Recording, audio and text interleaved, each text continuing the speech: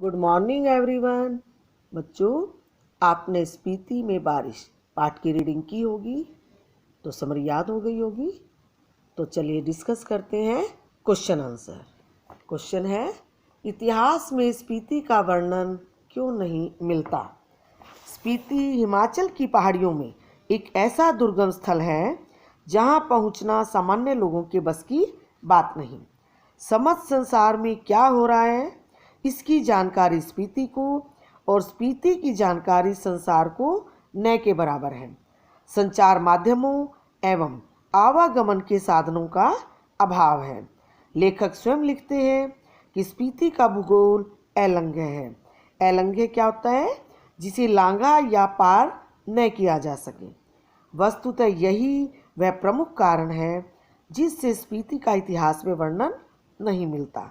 देश में कब कौन शासक आया और चला गया, स्पीति के लोग इसके बारे में कुछ भी नहीं जानते। राजा भी यह नहीं जानते कि स्पीति नामक कोई स्थान भारतीय साम्राज्य का एक अंग है। अतः यही कारण है कि इतिहास में स्पीति का वर्णन नहीं मिलता। नेक्स्ट क्वेश्चन, स्पीति के लोग जीवन यापन के लिए किन कठिनाइयों का सामना करते हैं।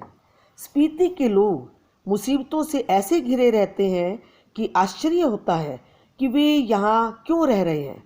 वहाँ इतनी भयंकर सर्दी पड़ती है कि वे वर्ष में 8-9 महीने शेष दुनिया से कटे हुए रहते हैं।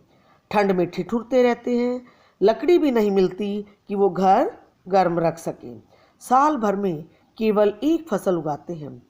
सोचते हैं तो मन में प्रश्न उठता है कि इतने कष्ट सहन करके ये लोग यहाँ रहते क्यों हैं। यहाँ प्रति वर्ग मील 4 से कम आदमी रहते हैं।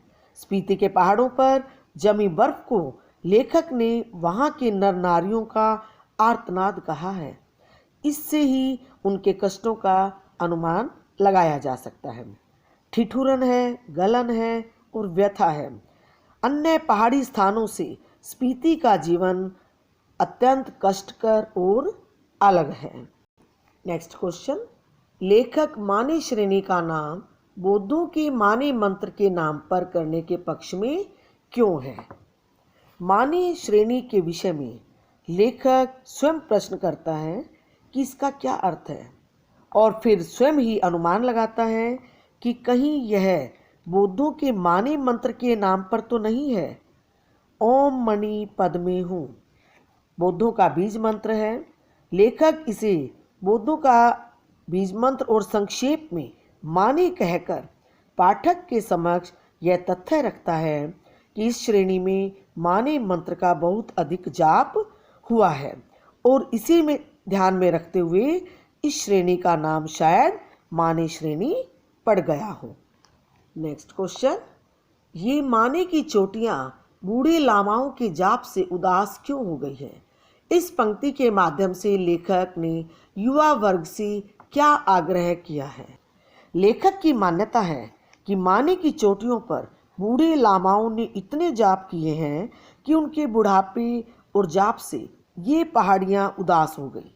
अतः कवि युवा वर्ग से आग्रह करता है कि वे यहाँ आकर किलोल करें ताकि यहाँ का सन्नाटा चहल पहल में बदले और यहाँ की पहाड़ियाँ हर्षित हों।